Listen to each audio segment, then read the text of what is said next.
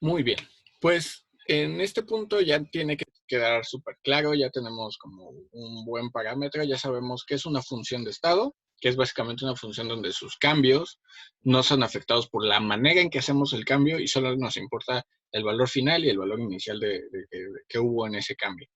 Eso nos referimos con función de estado y ya hemos hablado un poco acerca de lo que es el calor, qué es la energía interna y qué es el trabajo. Entonces, yo les decía, bueno, es que la aproximación termodinámica fue utilizada, la aproximación que nosotros vamos a utilizar es una aproximación sin comprometernos. ¿A qué me refiero sin comprometernos? Yo no sé cuál es la relación exacta entre la presión, el volumen y la temperatura. ¿Estamos de acuerdo? Yo solo sé que hay una relación entre estas tres. De hecho, por ejemplo, podemos escribir la de los gases ideales, que es la más famosa. Me gusta decirle ni es pavo ni es rata, ¿no? Como luego es difícil aprenderse, pues podemos decir ni es pa, pavo, ajá, pavo, ajá, ni es rata. Ajá. Ni es pavo ni es rata. Y si le borramos el ni es, le borramos la A, le borramos la O, le borramos el y es, la A y la A, pues la relación de los gases ideales, PV igual a NRT. En otro video quizás explicaré cómo se llega a esta relación mediante algunas herramientas de mecánica estadística, ¿no? Pero bueno, esta es una de las posibles relaciones que se establecen en los gases entre la presión, volumen y la temperatura. Recordemos que la presión, el volumen y la temperatura son lo que llamamos variables de estado. Son las variables, las tres variables que definen cómo está en mi estado termodinámico, en qué estado estoy. ¿De qué depende? Pues a qué presión estás, a qué volumen estás y a qué temperatura estás. Son un poco como las coordenadas para un sistema físico, por ejemplo, un sistema cinemático donde algo se está moviendo, pues el estado está definido por en dónde estás, por las coordenadas X y por el momento en el que estás. ¿Estamos de acuerdo? Entonces, por esas relaciones entre coordenadas y tiempo, posición y tiempo, tú defines un estado cinemático. Aquí está, o más aún, si es un sistema completo, pues tienes que saber, aparte la velocidad, en dónde estás, a qué velocidad vas y en qué momento estás. Eso va a definir tu estado. Aquí, en lugar de pensar en esos términos, estamos pensando en a qué presión estás, con qué volumen tienes y qué temperatura tienes. ¿Estamos de acuerdo? Estas van a ser las variables de estado. ¿Ok? Bueno. Pero el problema es que no es la única relación entre estas variables de estado, no es la única forma que se pueden relacionar. De hecho, esta parte de ciertas hipótesis. Recordamos las hipótesis de los gases ideales me dicen que el gas está compuesto de partículas que son perfectamente esféricas, que las interacciones entre esas partículas son perfectamente elásticas, ajá, que no hay fuerzas de atracción y repulsión entre ellas, que el volumen de esas partículas es cero, que son perfectamente isotrópicas, que son perfectamente homogéneas. Son un montón de hipótesis que sabemos que no se cumplen. Por eso es ideal, por eso es un gas ideal, porque es algo que no se cumple, es una aproximación que es muy útil, pero no es real. Pero bueno, supongamos que yo no me quiero comprometer con eso. Yo con lo que sí me puedo comprometer, con algo que sí sea verdad, pues es con la primera ley de la termodinámica, ¿no? Donde definimos que el cambio de la energía interna está dado por el cambio que se produce por calor, ajá, menos el cambio que se produce por trabajo. ¿Estamos de acuerdo? Esta sí me puedo comprometer con esta, ¿sale? Porque esa es más fundamental, es la primera ley de la termodinámica, esa es fundamental al universo. Los cambios de energía pueden ser solamente, más bien la energía no se crea ni se destruye, solo se está transformando. ¿En qué se está transformando la energía interna? Ah, pues en calor o en trabajo, ¿estamos de acuerdo? Eso sí lo puedo medir, sí puedo medir los cambios de energía. Pero bueno, aquí ya hablamos un poquito de variables termodinámicas, ya definimos un poco cómo está trabajando el trabajo, cómo funciona justamente el trabajo. Entonces, se me antoja pensar un poquito de, bueno, ¿qué pasa con el calor? ¿Qué pasa para que yo pueda, un sistema, es obvio, ajá, para todos que cuando ustedes introducen calor dentro de un sistema, pues la temperatura aumenta. Pero no es lo mismo para mí tratar de calentar un micel que tratar de calentar agua o que tratar de calentar un pastel. Ajá, la energía que tengo que suministrarle va a ser diferente. Entonces, aquí nosotros definimos un nuevo concepto al que llamamos capacidad calorífica. Ajá. La capacidad calorífica ¿sí? La que generalmente la representamos con una letra C mayúscula, la capacidad calorífica está definida como la relación que existe, ajá, entre el cambio de calor que tuvo mi sistema, ajá, contra el cambio de temperatura que tuvo mi sistema. Esta es la forma en que definimos la capacidad calorífica. Aguas, esta es así. ¿Ok? Es temperatura, no tiempo. Ok, ¿qué quiere decir esto? Para que tú incrementes la temperatura de un sistema, ajá, noten que, por ejemplo, aquí utilizo un diferencial de temperatura, un diferencial total, porque la temperatura, aunque no es una función de estado, es una variable de estado y todos sus cambios son totales. Entonces, es un diferencial total. Para que nosotros hablemos de que un sistema incrementa su temperatura, ajá, si el sistema es capaz de incrementar su temperatura, es porque yo le tuve que suministrar energía. Pero todos los distintos sistemas van a absorber una cantidad diferente de energía para subir su temperatura. Entonces, literalmente es cuánta energía tuviste que suministrar para aumentar una unidad de temperatura. ¿Estamos de acuerdo? Es cuántas unidades de energía tienes que dar para aumentar una unidad de temperatura. Por ejemplo, una forma rápida de medir la capacidad calorífica, ajá, es ustedes ponen no sé, un pastelito, ¿no? Ponen un pastel al fuego y ven cuánta energía térmica le están suministrando, ajá, cuánto calor le están suministrando, lo calientas directamente y ven cómo se va dando el crecimiento en la temperatura. Ajá. Esta va a ser, esta relación que hay entre estos dos es lo que llamamos capacidad calorífica. De hecho, su definición, sus unidades, tiene unidades muy específicas que son joules, ¿sí? Sobre Kelvin. Kelvin. ¿Estamos de acuerdo? Es decir, en sistema internacional lo podemos medir de esta forma, que es cuánta energía tuviste que suministrar para aumentar una unidad de temperatura. ¿Sí? Generalmente, si se fijan en esta forma, como está definida, la capacidad calorífica, justo se llama capacidad calorífica, ¿cuánta capacidad tienes para absorber calor? Ajá. Yo absorbo calor, eso aumenta el total de mi energía cinética de mis partículas, pero quizás tengo tantas partículas, o la fuerza entre esas partículas, las fuerzas de enlace quizás entre esas partículas es tan alta que yo no logro aumentar el promedio de su energía cinética. Necesitaría mucha energía. Entonces, eso va a cambiar dependiendo de una sustancia a otra. Entonces, cada sustancia va a tener una capacidad calorífica diferente. Ajá. De hecho, muchas veces nos conviene expresar esto en términos por unidad de masa. Cuando yo hago la capacidad calorífica por unidad perdón, a esta generalmente ya les mentí. Ya aquí ya me descubrí. Esta es una C minúscula, ¿sí? Y cuando es C mayúscula, es porque estoy hablando por capacidad, ya no es capacidad calorífica, es calor específico. El calor específico sería esta misma relación que está sucediendo, pero por cada unidad de masa. Ajá. Entonces puedo escribir la misma relación, me la voy a copiar, ¿sí? Entonces, si yo divido, ajá, mi capacidad calorífica, ajá, todo esto lo divido entre la masa que compone mi sistema, vamos a poner 1 sobre la masa. Si yo divido esto entre la masa, yo ya estoy hablando entonces de calor específico. El calor específico se le pone generalmente la letra C mayúscula. Podemos pensar que el calor específico es mi capacidad calorífica sobre la masa. ¿Qué técnicamente qué me está diciendo? Bueno, quiere decir cuánta energía tuviste que suministrarle a una unidad de masa para que suba una unidad de temperatura. Pensémoslo así, si yo tengo un kilo, no sé, un kilo de tortillas, y le comienzo a suministrar energía, ¿cuánta energía le tengo que dar a ese kilo de tortillas para que suba 1 grado Celsius, por ejemplo?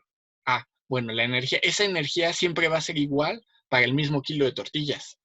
Entonces, a esa energía es una propiedad de ese kilo de tortillas y le llamamos calor específico. Ajá, si yo lo pienso sin importarme la masa, pues es capacidad calorífica. ¿Estamos de acuerdo? Ahora, como observamos aquí, la capacidad calorífica entonces depende del cambio que hay en el calor, ¿sí? Pero los cambios de calor, ya vimos y de hecho ya indicamos que el calor no es una función de estado, entonces el cambio que se produce en el calor, pues depende de cómo hiciste ese cambio, ¿no? No depende de dónde iniciaste y dónde terminaste, también depende de dónde iniciaste, dónde terminaste y qué ruta tomaste, qué camino tomaste. Aquí no todos los caminos llegan a Roma, tienes, dependiendo de qué camino es a dónde llegas.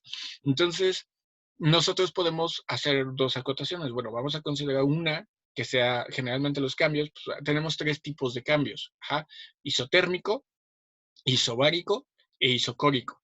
Ajá. Entonces, supongamos que yo tengo un cambio isotérmico. Bueno, si es un cambio isotérmico, quiere decir que la temperatura es constante. ¿Estamos de acuerdo? ¿Eso qué me va a implicar? Bueno, si yo tengo un cambio isotérmico, entonces quiere decir que la temperatura es constante, pero si la temperatura es constante, recordemos que es la temperatura. La temperatura es el promedio de la energía cinética de mis partículas. Si ese promedio se mantiene constante, bueno, pues aquí, lo primero que podría haber es que el diferencial de temperatura debería ser cero. Y eso pues me va a generar una indeterminación. Pero bueno, vamos a decir que porque es un cambio infinitesimal, bla, bla, bla, bla, bla. O sea, esto es ilógico. Lo que quiero llegar es que es ilógico. Yo no puedo medir la capacidad calorífica si no hay cambios de temperatura. ¿Estamos de acuerdo? Entonces, este queda rechazado, ¿sale? Entonces, para dar pronto, pues este queda rechazado y de todas formas, ustedes podrían decir, bueno, pero si la energía cinética de las partículas promedio es el mismo, es constante, pues entonces el total también va a ser constante y entonces no hay cambio de calor y no hay nada. Entonces, este no tiene ningún sentido que siquiera lo pensemos. Pero entonces, por eso nunca van a encontrar capacidad calorífica a temperatura constante. No, eso es un error, no existe. Pero ¿qué sí podemos hacer? Podemos hacer vamos a empezar con el volumen, un cambio tratar de medir la capacidad calorífica a volumen constante. Yo puedo medir la capacidad calorífica cuando nada es constante, pero va a ser un poco complicado. Entonces vamos a acotarlo a los casos principales. Los casos principales son a presión constante y a volumen constante. El sistema isobárico y el sistema isocórico. Recuerden, este va a ser un sistema isocórico. Quiere decir que su volumen va a permanecer constante. Entonces, si yo estoy dando que mi volumen es constante, ¿qué va a pasar con mi ecuación de la energía? Recordemos que mi ecuación de conservación de la energía me dice, pues el cambio de energía interna es igual al cambio que se produjo por calor menos el cambio que se produjo por trabajo. Pero recordemos, lo voy a escribir acá arriba, ajá, me voy a regresar hasta acá. Nosotros recordamos que habíamos definido ya lo estoy escribiendo donde no debo. Denme un segundito. Ajá. Ya hice un caos aquí. Ok, ya, regresamos. Mejor sí lo escribo aquí abajo. Ajá. Nosotros habíamos definido que el trabajo es igual a la integral de la presión, ¿sí? Por el cambio de volumen, no velocidad, el cambio de volumen. Pero si el cambio de volumen es un sistema isocórico, entonces eso quiere decir que el volumen es constante, entonces no hay cambio de volumen. Si no hay cambio de volumen, ¿qué nos dice Newton? Pues no hay desplazamiento, y si no hay desplazamiento, ¿qué crees? Que no hay trabajo. Entonces, en dos patadas definimos que esta cosa se va a hacer cero. Y entonces mi cambio de calor va a ser igual a mi cambio de energía interna. ¿Estamos de acuerdo? Y por lo tanto, mi capacidad calorífica, ajá, noten que estamos trabajando a volumen constante, entonces le ponemos un subíndice B, ¿sí? Va a ser igual, ajá. Entonces nosotros tendríamos que definirla así, ¿no? Cambio de calor sobre cambio de temperatura.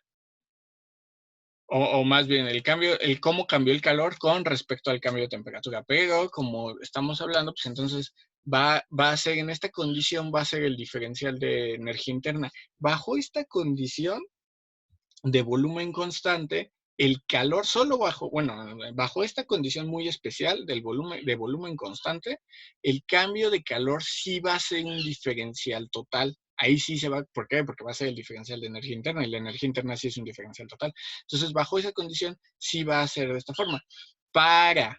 Suponiendo, noten que esta sería entonces la definición de la capacidad calorífica a volumen constante. ¿Estamos de acuerdo?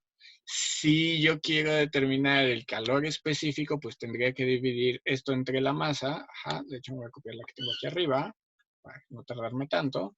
Y en lugar de poner el cambio de calor, pues yo que tengo que poner sería el cambio, pero de energía interna. ¿Sí? Y entonces ya no, si yo lo hago de esta forma, ya no estaría hablando de capacidad calorífica, estaría hablando de calor específico. Pero calor específico, ¿cómo? A volumen constante. ¿Estamos de acuerdo? Entonces, sería C-B. Ahí está. ¿Ok? Entonces, el cambio, aquí algo bien importante, el calor específico y la capacidad calorífica a volumen constante está dado por el cambio en la energía interna del sistema con respecto al cambio de temperatura, ¿sí? Las unidades no se van a modificar, siguen manteniendo sus mismas unidades porque el calor, al ser el total de energía cinética, pues se mide en joules y bueno, seguimos manteniendo las mismas unidades y no pasa nada.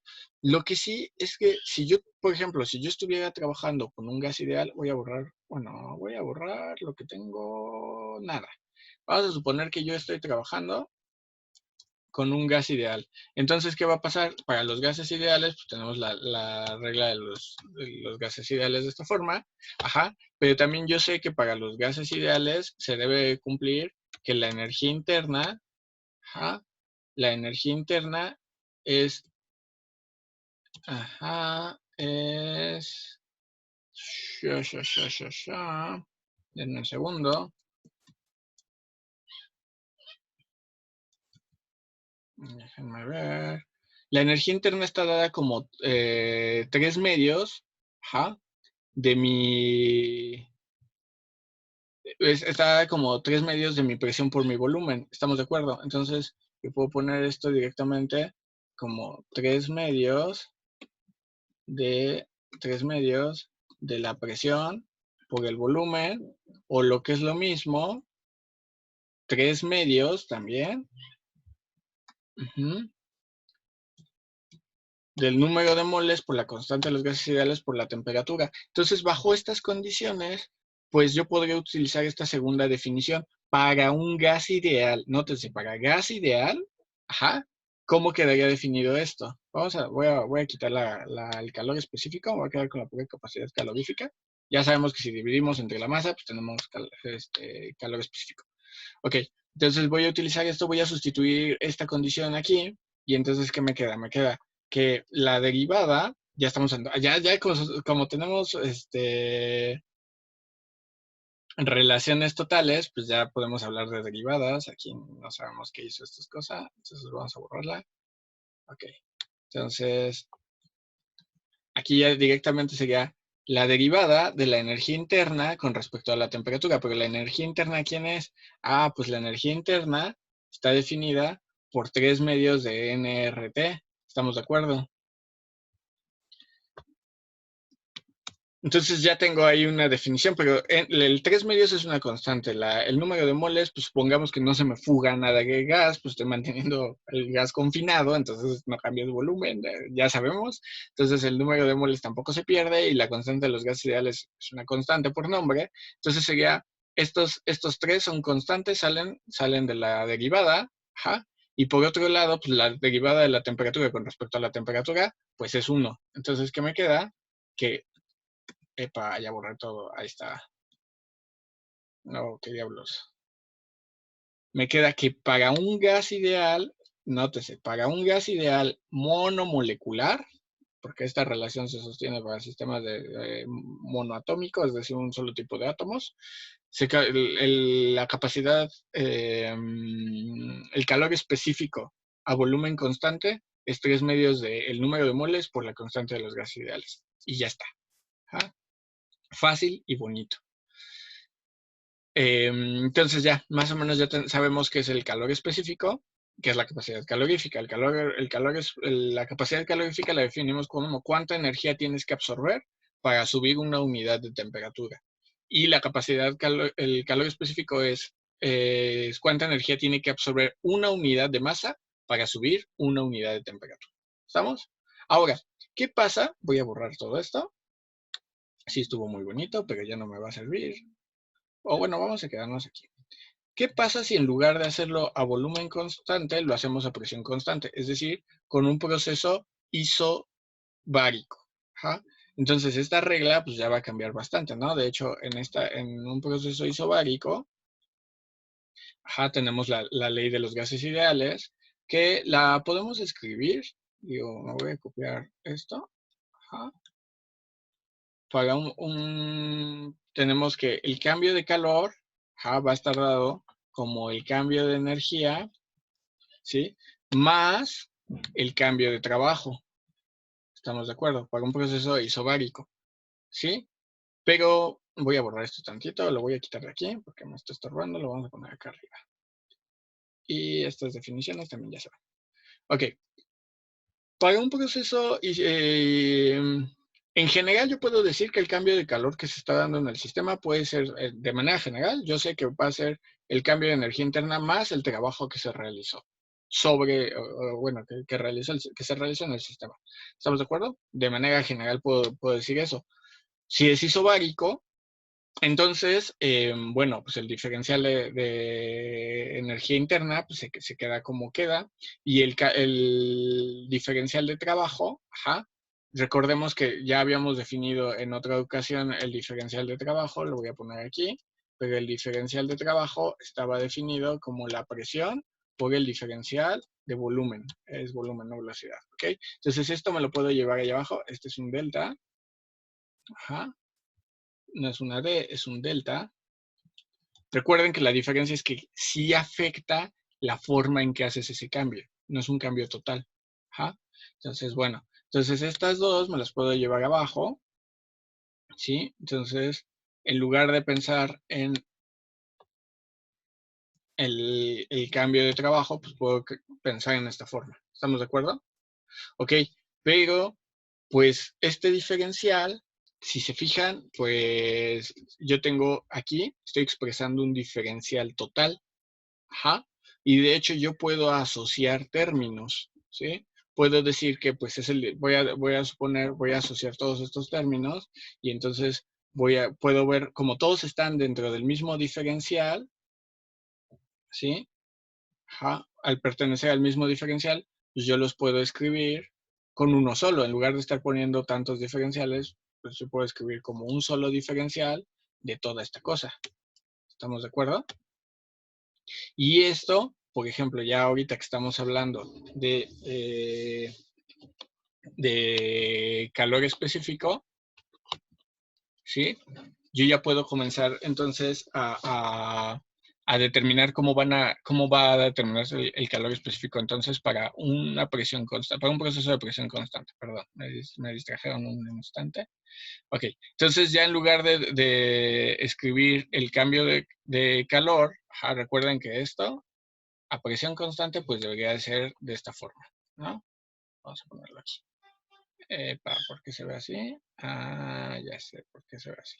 Dame un segundo. Ahí está. Entonces quedamos que es el cambio de calor con respecto, o la derivada del calor con respecto a la temperatura a presión constante. Una cosa más, algo que es importante que acotemos. Comúnmente cuando estamos hablando de este tipo de procesos, de que si es a presión constante, que si es a volumen constante, se tiende a utilizar un subíndice para indicar qué tipo de proceso específico de qué tipo de proceso específico estamos hablando. Por ejemplo, aquí como es a presión constante, pues se pone el subíndice P. ¿Sí? Entonces, bueno, eso es un detalle, digo, un detalle pequeño, pero es un detalle importante que tenemos que considerar. Entonces, a presión constante, pues nuestro diferencial está expresado como esta cosa. Vamos a copiar esto. ¿Sí? Aquí es donde ustedes gritan, ya pela la maldita naranja. Ok, entonces sería la derivada de la energía interna más la presión por el volumen. ¿Estamos de acuerdo? Pero como que necesito incluir ahí la temperatura para que pueda hacer para que esta derivada pueda funcionar, ¿no? Ah, por cierto, aquí, a esta relación, si se fijan, esta cosa es un diferencial total, ¿sí? Porque yo pude expresar el calor como un diferencial total de energía y un diferencial total de volumen. Entonces, esta cosa es un diferencial total. Ajá. Eso que me implica que esta cosa, este detallito que tengo aquí, es una función de estado. Ajá. Y ustedes digan, ajá, ¿y eso qué tiene que ver? Bueno, que la energía interna más la presión por el volumen, ¿sí? Es una condición, ajá, característica de cada estado termodinámico. De hecho, esa tiene un nombre muy específico. A esa la llamamos entalpía. Es muy común que en sus cursos de termodinámica, y a mí me pasaba que los profesores hablaban de la entalpía, y sí, la entalpía de formación y la entalpía de destrucción, y así de, a ver, pero ¿qué demonios es la entalpía? Y muchos profesores, la verdad es que no sabíamos, no sabían, y pues era así de, bueno, ¿qué es? La entalpía es la relación que se da entre la energía interna. La energía interna, recuerden que la energía es la energía que engloba enlaces químicos, en la que engloba atracción y repulsión molecular, es la que engloba fuerzas de interacción entre todas las moléculas. Esa es la energía interna.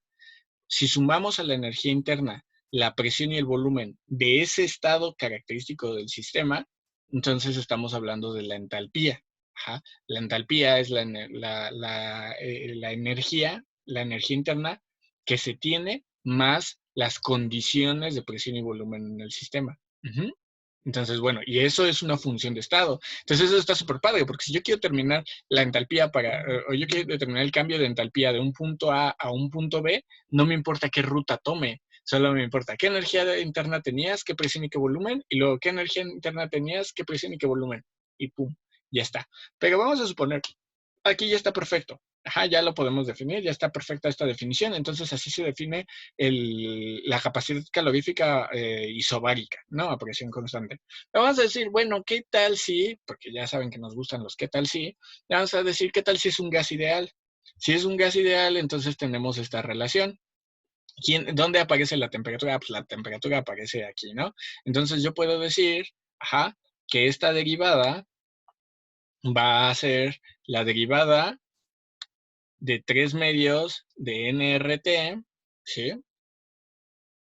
Más la derivada de la temperatura, ¿sí? Por nRT. ¿Estamos de acuerdo? Porque presión por volumen es nRT. Ajá.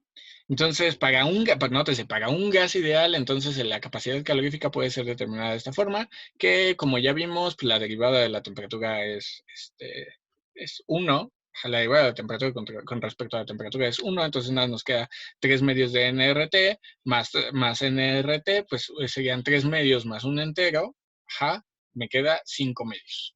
Entonces, esta derivada va a quedar, siempre me hace eso, por copiar y pegar, por flojo y no querer escribir. Denme un segundo. Vamos a arreglarlo para que no sea un caos. Y va a ser 5 medios. Entonces, para un gas ideal monoatómico, sencillo, simple, de los facilitos, entonces el CP va a estar dado como 5 medios de N por R. Y ya. Ajá. Entonces, recordemos, en resumen, ¿qué hemos visto? Que la capacidad calorífica, nótese que pasó algo muy curioso, la capacidad calorífica a volumen constante o la capacidad calorífica isocórica es una función de estado. La capacidad calorífica isobárica también es una función de estado. Como funciones de estado quiere decir que no nos importa cómo hago el cambio, solo me importa estado final y estado inicial. Ajá. Luego, la capacidad calorífica, entonces, es la energía que necesito absorber para subir un grado de temperatura. Si hablo de calor específico, estoy dividiendo entre la masa, entonces quiere decir cuánta energía le tengo que dar a una unidad de masa para que suba un grado de temperatura. Eso es el calor específico y la capacidad calorífica. Ajá. Si si quiero determinar la capacidad calorífica a volumen constante, entonces lo puedo definir. De hecho, las voy a escribir aquí, las definiciones, ya a lo que llegamos, ya acabamos. Ajá. Entonces vamos a decir que cuando estoy trabajando a volumen constante, mi capacidad, mi CB, mi capacidad calorífica está dada como la derivada, porque es una derivada, de la energía interna, ajá, con respecto a la temperatura. Entonces, cuando estoy hablando de volumen constante, la capacidad calorífica la puedo determinar como la derivada de la energía interna con respecto a la temperatura, o el cambio de la energía interna con respecto a la temperatura. Recuerden que todas las derivadas son cambios, miren cambios infinitesimales, pero cambios al fin. Entonces, si estoy a volumen constante, pues es el cambio de la energía interna con respecto a la temperatura. Y si estoy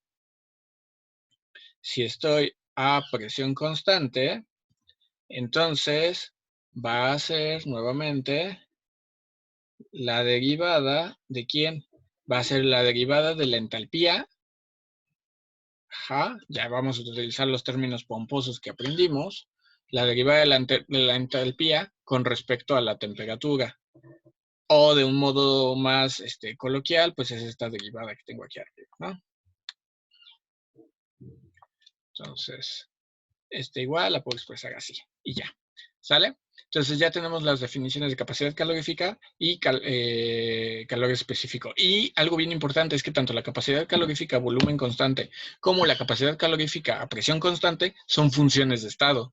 Entonces, si yo conozco la energía interna, si yo conozco la presión y volumen al final y al principio y demás, yo puedo determinar cuánto valen estas funciones de estado. Y de hecho, experimentalmente es muy fácil de hacer. ¿Por qué? Porque tú estableces tus condiciones de presión y volumen, ajá, y le comienzas a suministrar energía de manera medida y ves cómo va aumentando la temperatura. Cuando la temperatura aumentó una unidad, ajá, una unidad, entonces dices, pues esa es mi capacidad, esa es mi capacidad calorífica, ¿sí? Ya sea a presión constante o a volumen constante, cómo quieres suministrar la energía.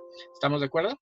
Bueno, pues si todo está bien y ya no hay más dudas, luego utilizamos esto en problemitas. Pero noten que una utilidad de las capacidades caloríficas es que son fácilmente medibles experimentalmente y que nos dan, son funciones de estado, que no son afectadas. Entonces aquí no importa si yo no me sé la ley de los gases ideales, no la necesito, ¿sale? Solo necesito los valores experimentales. Pero bueno, pues espero que les haya quedado más o menos claro y si no, pues ese es su problema. No, ahí me escribe.